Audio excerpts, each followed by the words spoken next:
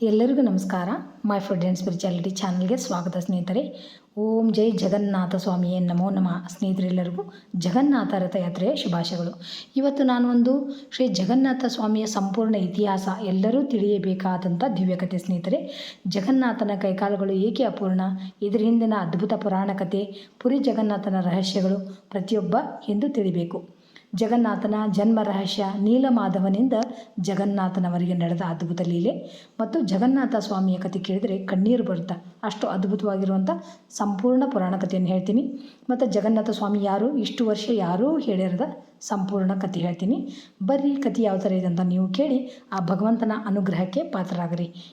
ಈ ಒಂದು ವಿಡಿಯೋ ನಿಮ್ಗೆ ಇಷ್ಟ ಆದ್ರೆ ಲೈಕ್ ಮಾಡಿರಿ, ಶೇರ್ ಮಾಡಿರಿ ಮತ್ತು ನನ್ನ ಚಾನಲ್ನ ಸಬ್ಸ್ಕ್ರೈಬ್ ಮಾಡ್ಕೊಳ್ಳೋದನ್ನು ಮರಿಬೇಡ್ರಿ ಅಂತ ಹೇಳ್ತಾ, ಮತ್ತು ಕಥೆ ಯಾವ ಥರ ಐತೆ ಅಂತ ಕೇಳಿ ಆ ಭಗವಂತ ಜಗನ್ನಾಥನ ಅನುಗ್ರಹಕ್ಕೆ ಪಾತ್ರರಾಗ್ರಿ ಸ್ನೇಹಿತರೆ. ಏನು ನೋಡೋಣ ಸ್ನೇಹಿತರೆ. ಈಗ ನೀಲಮಾಧವನ ರಹಸ್ಯ. ಬಹಳ ಹಿಂದಿನ ಕಾಲದಲ್ಲಿ ಮಾಳವ ದೇಶವನ್ನು ಇಂದ್ರದ್ಯುಮ್ನ ಎಂಬ ರಾಜ ಆಳ್ತಿದ್ದ. ಮಹಾನ್ ವಿಷ್ಣು ಭಕ್ತನು ಆಗಿದ್ದನು. ವಿಷ್ಣುವಿನ ಅತ್ಯಂತ ದಿವ್ಯ ರೂಪವನ್ನು ಕಾಣಬೇಕೆಂಬ ಆಸೆ ಅವನ ಮನಸ್ಸಿನಲ್ಲಿ ಸದಾ ಇತ್ತು. ಒಂದು ದಿನ ಒಬ್ಬ ತೀರ್ಥಯಾತ್ರಿಕ ರಾಜನ ಸಭೆಗೆ ಬಂದು ಹೀಗೆ ಹೇಳಿದನು: ಮಹಾರಾಜನೇ, ಉತ್ಕಳ ದೇಶದ ದಟ್ಟ ಅರಣ್ಯದಲ್ಲಿ ನೀಲಮಾಧವ ಎಂಬ ಅದ್ಭುತ ವಿಷ್ಣುವಿನ ವಿಗ್ರಹವಿದೆ. ಆ ದೇವರನ್ನು ನೋಡುವವರಿಗೆ ಮೋಕ್ಷ ದೊರೆಯುತ್ತದೆ. ಈ ಮಾತು ಕೇಳಿದ ರಾಜನ ಮನಸ್ಸು ಭಕ್ತಿಯಿಂದ ತುಂಬಿತು. ತಕ್ಷಣವೇ ತನ್ನ ಪುರೋಹಿತರಾದ ವಿದ್ಯಾಪತಿಯನ್ನು ನೀಲಮಾಧವನನ್ನು ಹುಡುಕಲು ಕಳುಹಿಸಿದನು. ವಿದ್ಯಾಪತಿ ಅನೇಕ ಕಾಡುಗಳನ್ನು ದಾಟಿ ಬೆಟ್ಟಗಳನ್ನು ಹತ್ತಿ ಕೊನೆಗೆ ಶಬರ ಜನಾಂಗದ ಮುಖ್ಯಸ್ಥ ವಿಶ್ವವಾಸುವನ್ನು ಭೇಟಿಯಾದನು. ವಿಶ್ವವಾಸು ಪ್ರತಿದಿನ ಯಾರಿಗೂ ತಿಳಿಯದ ರಹಸ್ಯ ಸ್ಥಳಕ್ಕೆ ಹೋಗಿ ದೇವರೇ ಪೂಜೆ ಮಾಡುತ್ತಿದ್ದನು. ಆದರೆ ಆ ಸ್ಥಳವನ್ನು ಯಾರಿಗೂ ತೋರಿಸುತ್ತಿರಲಿಲ್ಲ. ಕೆಲ ದಿನಗಳ ನಂತರ ವಿಶ್ವವಾಸುವಿನ ಮಗಳಾದ ಲಲಿತಾ ಮತ್ತು ವಿದ್ಯಾಪತಿ ಪರಸ್ಪರ ವಿವಾಹವಾದರು. ವಿದ್ಯಾಪತಿ ಮತ್ತೆ ನೀಲಮಾಧವನನ್ನು ತೋರಿಸುವಂತೆ ಕೇಳಿದಾಗ ವಿಶ್ವವಾಸು ಒಪ್ಪಿದನು. ಆದರೆ ಒಂದು ಷರತ್ತು ಇಟ್ಟನು: ನಿನ್ನ ಕಣ್ಣುಗಳನ್ನು ಬಟ್ಟೆಯಿಂದ ಕಟ್ಟುತ್ತೇನೆ, ನೀನು ದಾರಿಯನ್ನು ನೋಡಬಾರದು ಎಂದನು. ವಿದ್ಯಾಪತಿ ಅದಕ್ಕೆ ಒಪ್ಪಿಕೊಂಡನು. ಆದರೆ ಅವನು ಬಹಳ ಬುದ್ಧಿವಂತನಾಗಿದ್ದನು. ದಾರಿಯುದ್ದಕ್ಕೂ ತನ್ನ ಬಟ್ಟೆಯಲ್ಲಿ ಅಡಗಿಸಿಕೊಂಡಿದ್ದ ಸಾಸಿವೆ ಕಾಳುಗಳನ್ನು ಒಂದೊಂದಾಗಿ ನೆಲಕ್ಕೆ ಬೀಳಿಸುತ್ತಾ ಹೋದನು.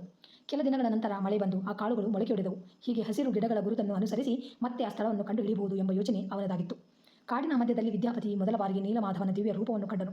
ಆ ಕ್ಷಣದಲ್ಲಿ ಇಡೀ ಅರಣ್ಯವೇ ದಿವ್ಯ ಪ್ರಕಾಶದಿಂದ ಹೊಳೆಯುತ್ತಿತ್ತು. ಪಕ್ಷಿಗಳ ಗಾಯನ, ಸುಗಂಧಮಯ ಗಾಳಿ ಮತ್ತು ದೇವತೆಗಳ ಸಾನ್ನಿಧ್ಯದಿಂದ ಆ ಸ್ಥಳವು ವೈಕುಂಠದಂತೆ ವಾಸವಾಗುತ್ತಿತ್ತು. ವಿದ್ಯಾಪತಿಯ ಕಣ್ಣಲ್ಲಿ ಸಂತೋಷದ ಕಣ್ಣೀರು ತುಂಬಿತು. ಅವನು ಮನಸ್ಸಿನಲ್ಲಿ ಹೇಳಿಕೊಂಡನು: ಇಂತಹ ದಿವ್ಯ ರೂಪವನ್ನು ನೋಡುವ ಭಾಗ್ಯ ನನಗೆ ದೊರೆತಿದೆ ಅಂತ. ಒಂದು ದಿನ ದೇವತೆಗಳು ಆಕಾಶದಿಂದ ಬಂದು ನೀಲಮಾಧವನಿಗೆ ಪೂಜೆ ಸಲ್ಲಿಸಿದರು. ಅದನ್ನು ಕಂಡ ವಿದ್ಯಾಪತಿಗೆ ಈ ದೇವರ ಮಹಿಮೆ ಇನ್ನಷ್ಟು ಸ್ಪಷ್ಟವಾಯಿತು. ಕೆಲ ದಿನಗಳ ನಂತರ ಅವನು ರಾಜ ಇಂದ್ರದ್ಯುಮ್ನನ ಬಳಿಗೆ ಹಿಂದಿರುಗಿ ಎಲ್ಲವನ್ನೂ ವಿವರಿಸಿದನು. ರಾಜನು ತಕ್ಷಣವೇ ತನ್ನ ಸೈನ್ಯ, ಋಷಿಗಳು ಮತ್ತು ಬ್ರಾಹ್ಮಣರೊಂದಿಗೆ ಆ ಸ್ಥಳಕ್ಕೆ ಹೊರಟನು. ಆದರೆ ಅಲ್ಲಿ ತಲುಪಿದಾಗ ನೀಲಮಾಧವ ಕಾಣೆಯಾಗಿದ್ದನು. ಅವನ ಸ್ಥಾನದಲ್ಲಿ ಕೇವಲ ದಿವ್ಯ ಸುಗಂಧ ಮತ್ತು ಪ್ರಕಾಶ ಮಾತ್ರ ಉಳಿದಿತ್ತು. ಇಂದ್ರದ್ಯುಮ್ನ ಮಹಾರಾಜ ದುಃಖದಿಂದ ಅತ್ತನು: ಪ್ರಭುವೇ, ನಿಮ್ಮ ದರ್ಶನಕ್ಕಾಗಿ ನಾನು ಬಂದಿದ್ದೇನೆ. ಈಗ ನನ್ನನ್ನು ಬಿಟ್ಟು ಏಕೆ ಅಡಗಿದ್ದೀರಿ ಎಂದನು. ರಾಜನ ಭಕ್ತಿಯನ್ನು ಕಂಡು ವಿಷ್ಣು ಭಗವಂತನು ಆಕಾಶವಾಣಿಯಲ್ಲಿ ಹೀಗೆ ಹೇಳಿದರು: ರಾಜನೇ, ದುಃಖಿಸಬೇಡ. ನಾನು ಬೇರೆ ರೂಪದಲ್ಲಿ ನಿನಗೆ ದರ್ಶನ ನೀಡುತ್ತೇನೆ. ಸಮುದ್ರದಿಂದ ಒಂದು ದಿವ್ಯ ಮರದ ದಾರು, ಅಂದರೆ ಪವಿತ್ರ ಮರದ ದಿಮ್ಮಿ ತೇಲಿ ಬರುತ್ತದೆ. ಅದರಿಂದ ನನ್ನ ಹೊಸ ರೂಪವನ್ನು ನಿರ್ಮಿಸು ಎಂದರು. ಇಂದ್ರದ್ಯುಮ್ನ ಮಹಾರಾಜನು ನೀಲಮಾಧವನ ದರ್ಶನ ಸಿಗದೆ ದುಃಖದಲ್ಲಿದ್ದರೂ ಭಗವಂತನ ಆಕಾಶವಾಣಿಯಿಂದ ಮತ್ತೆ ಆಶಾಭರಿತನಾದನು. ಅವನು ತಕ್ಷಣವೇ ನೀಲಾಚಲ ಪರ್ವತದ ಸಮೀಪ ಮಹಾಯಜ್ಞವನ್ನು ನಡೆಸಿದನು. ಅನೇಕ ಋಷಿಗಳು, ಬ್ರಾಹ್ಮಣರು ಹಾಗೂ ಭಕ್ತರು ಆ ಯಜ್ಞದಲ್ಲಿ ಭಾಗವಹಿಸಿದರು. ಯಜ್ಞವು ಪೂರ್ಣಗೊಂಡ ನಂತರ ರಾಜನು ಸಮುದ್ರ ತೀರದಲ್ಲಿ ನಿಂತು ಕೈಮುಗಿದು ಭಗವಂತನನ್ನು ಪ್ರಾರ್ಥಿಸಿದನು: ಪ್ರಭುವೇ, ನಿಮ್ಮ ಮಾತಿನಂತೆ ನಾನು ಕಾಯುತ್ತಿದ್ದೇನೆ. ದಯವಿಟ್ಟು ನಿಮ್ಮ ದಿವ್ಯ ರೂಪವನ್ನು ನನಗೆ ಅನುಗ್ರಹಿಸಿ ಎಂದನು. ಕೆಲವೇ ದಿನಗಳ ನಂತರ ಸಮುದ್ರದಲ್ಲಿ ಒಂದು ಅದ್ಭುತ ಘಟನೆ ನಡೆಯಿತು. ಅಲೆಗಳ ಮಧ್ಯೆ ಒಂದು ದಿವ್ಯ ಮರದ ದಿಮ್ಮಿ ತೇಲುತ್ತಾ ತೀರಕ್ಕೆ ಬಂದಿತು. ಆ ದಿಮ್ಮಿಯಿಂದ ಸುಗಂಧ ಹರಡುತ್ತಿತ್ತು. ಅದರಿಂದ ಪ್ರಕಾಶ ಹೊರಹೊಮ್ಮುತ್ತಿತ್ತು. ಅದರ ಮೇಲೆ ಸ್ವಾಭಾವಿಕವಾಗಿ ಶಂಖ, ಚಕ್ರ, ಗದಾ ಮತ್ತು ಪದ್ಮದ ಗುರುತುಗಳು ಕಾಣಿಸುತ್ತಿದ್ದವು. ಅಲ್ಲಿದ್ದ ಋಷಿಗಳು ಆಶ್ಚರ್ಯದಿಂದ ಹೇಳಿದರು: ಮಹಾರಾಜನೇ, ಇದೇ ಭಗವಂತನು ಹೇಳಿದ ದಿವ್ಯ ದಾರು. ಇದು ಸಾಮಾನ್ಯ ಮರವಲ್ಲ, ಸ್ವತಃ ಶ್ರೀಹರಿಯ ಕೃಪೆಯಿಂದ ಬಂದ ಪವಿತ್ರ ದಾರು. ರಾಜನು ಆನಂದದಿಂದ ಕಣ್ಣೀರು ಹಾಕಿದನು. ಅವನು ಭಕ್ತಿಯಿಂದ ಆ ದಿವ್ಯ ದಾರುವಿಗೆ ನಮಸ್ಕರಿಸಿದನು. ದಿವ್ಯ ದಾರುವನ್ನು ಎತ್ತಲು ಸಾಧ್ಯವಾಗಲಿಲ್ಲ. ರಾಜನು ತನ್ನ ಸೈನಿಕರಿಗೆ ಆ ದಾರುವನ್ನು ದೇವಾಲಯಕ್ಕೆ ತೆಗೆದುಕೊಂಡು ಹೋಗುವಂತೆ ಆದೇಶಿಸಿದನು. ಆದರೆ 106 ಬಲಿಷ್ಠ ಯೋಧರು ಪ್ರಯತ್ನಿಸಿದರೂ ಆ ದಾರು ಒಂದು ಅಂಗುಲವೂ ಕದಲಲಿಲ್ಲ. ಆನೆಗಳನ್ನು ಕಟ್ಟಿದರು, ಕುದುರೆಗಳನ್ನು ಕಟ್ಟಿದರು, ಬಲಿಷ್ಠ ರಥಗಳನ್ನು ತಂದರು. ಆದರೂ ಆ ದಾರು ಅಲ್ಲಿಂದ ಅಲುಗಾಡಲಿಲ್ಲ. ಎಲ್ಲರೂ ಆಶ್ಚರ್ಯಚಕಿತರಾದರು. ಆಗ ಆಕಾಶವಾಣಿಯೊಂದು ಕೇಳಿಸಿತು: ಈ ದಿವ್ಯ ದಾರುವನ್ನು ಬಲದಿಂದ ಅಲ್ಲ, ಭಕ್ತಿಯಿಂದ ಮಾತ್ರ ಚಲಿಸಬಹುದು ಎಂದು. ರಾಜನು ತಕ್ಷಣವೇ ವಿಶ್ವವಸು ಮತ್ತು ವಿದ್ಯಾಪತಿಯವರನ್ನು ಕರೆಯಿಸಿದನು. ವಿಶ್ವವಸು ತನ್ನ ಭಕ್ತಿಯಿಂದ ದಾರುವನ್ನು ಸ್ಪರ್ಶಿಸಿದನು. ವಿದ್ಯಾಪತಿ ವೇದ ಮಂತ್ರಗಳನ್ನು ಪಠಿಸಿದನು. ರಾಜನು ಕಣ್ಣೀರಿನಿಂದ ಪ್ರಾರ್ಥಿಸಿದನು. ಅದ್ಭುತವೇನೆಂದರೆ, ಇಲ್ಲಿಯವರೆಗೆ ಕದಲದಿದ್ದ ದಿವ್ಯ ದಾರು ತಾನಾಗಿಯೇ ಹಗುರವಾಗಿ ರಥದ ಮೇಲೆ ಏರಿತು. ಎಲ್ಲರೂ ಜಯ ಜಗನ್ನಾಥ ಎಂದು ಘೋಷಿಸಿದರು. ರಾಜನು ಯೋಚಿಸಿದನು: ಈ ದಿವ್ಯ ದಾರುವಿನಿಂದ ಭಗವಂತನ ವಿಗ್ರಹವನ್ನು ಯಾರು ನಿರ್ಮಿಸುತ್ತಾರೆ? ಅದೇ ಸಮಯದಲ್ಲಿ ಬಿಳಿ ಗಡ್ಡವಿದ್ದ ಒಬ್ಬ ವೃದ್ಧ ಶಿಲ್ಪಿ ಅರಮನೆಗೆ ಬಂದನು. ಅವನ ಮುಖದಲ್ಲಿ ಅಪಾರ ತೇಜಸ್ಸಿತ್ತು. ಅವನು ರಾಜನಿಗೆ ಹೇಳಿದನು: ಮಹಾರಾಜನೇ, ಈ ವಿಗ್ರಹಗಳನ್ನು ನಾನು ಕೆತ್ತುತ್ತೇನೆ, ಆದರೆ ನನಗೆ ಒಂದು ಷರತ್ತು ಇದೆ ಎಂದನು. ರಾಜನು ಗೌರವದಿಂದ ಕೇಳಿದನು: ಏನು ಆ ಷರತ್ತು ಎಂದು. ವೃದ್ಧನು ಉತ್ತರಿಸಿದನು: ನನ್ನನ್ನು ಒಂದು ಕೋಣೆಯೊಳಗೆ ಒಬ್ಬನೇ ಬಿಡಬೇಕು. ನಾನು ಕೆಲಸ ಮಾಡುವಾಗ ಯಾರೂ ಬಾಗಿಲು ತೆಗೆಯಬಾರದು. 21 ದಿನಗಳವರೆಗೆ ಯಾರೂ ಒಳಗೆ ಬರಬಾರದು. ಬಾಗಿಲು ತೆರೆದರೆ ನಾನು ಕೆಲಸವನ್ನು ಅಲ್ಲೇ ನಿಲ್ಲಿಸಿ ಹೊರಟು ಹೋಗುತ್ತೇನೆ ಎಂದನು. ರಾಜನು ಯಾವುದೇ ಯೋಚನೆ ಇಲ್ಲದೆ ಒಪ್ಪಿಕೊಂಡನು. ವೃದ್ಧ ಶಿಲ್ಪಿ ಕೋಣೆಯೊಳಗೆ ಪ್ರವೇಶಿಸಿದನು. ಬಾಗಿಲನ್ನು ಮುಚ್ಚಲಾಯಿತು. ಮೌನವಾದ ಕೋಣೆ. ಮೊದಲ ಕೆಲವು ದಿನಗಳವರೆಗೆ ಕೋಣೆಯೊಳಗಿಂದ ಉಳಿ ಮತ್ತು ಸುತ್ತಿಗೆ ಸದ್ದು ಕೇಳಿಸುತ್ತಿತ್ತು. ರಾಜನು ಸಂತೋಷಪಟ್ಟನು. ಭಗವಂತನ ದಿವ್ಯ ವಿಗ್ರಹ ಸಿದ್ಧವಾಗುತ್ತಿದೆ. ಆದರೆ ಕೆಲ ದಿನಗಳ ನಂತರ ಯಾವುದೇ ಶಬ್ದವು ಕೇಳಿಸಲಿಲ್ಲ. 1 ದಿನ, 2 ದಿನ, 3 ದಿನ ಸಂಪೂರ್ಣ ಮೌನವಾಯಿತು. ರಾಣಿ ಗುಂಡೀಚಾ ದೇವಿ ಆತಂಕಗೊಂಡಳು. ಮಹಾರಾಜನೇ, ಆ ವೃದ್ಧರಿಗೆ ಏನಾದರೂ ಆಗಿದೆಯೇ? ಅವರು ಊಟವನ್ನೂ ಕೇಳಿಲ್ಲ, ನೀರನ್ನೂ ಕೇಳಿಲ್ಲ. ಒಳಗೆ ಜೀವಂತವಾಗಿದ್ದಾರೋ ಇಲ್ಲವೋ ಎಂದಳು. ರಾಜನ ಮನಸ್ಸು ಚಂಚಲವಾಯಿತು.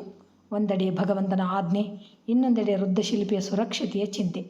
ಕೊನೆಗೆ ರಾಜನು ತಡೆಯಲಾಗದೆ ಬಾಗಿಲು ತೆರೆಯಲು ಆದೇಶಿಸಿದನು. ಅದ್ಭುತ ದರ್ಶನ. ಬಾಗಿಲು ತೆರೆದ ತಕ್ಷಣ ಎಲ್ಲರೂ ಒಳಗೆ ಹೋದರು. ಆದರೆ ಅಲ್ಲಿ ಇದ್ದ ಶಿಲ್ಪಿ ಇರಲಿಲ್ಲ.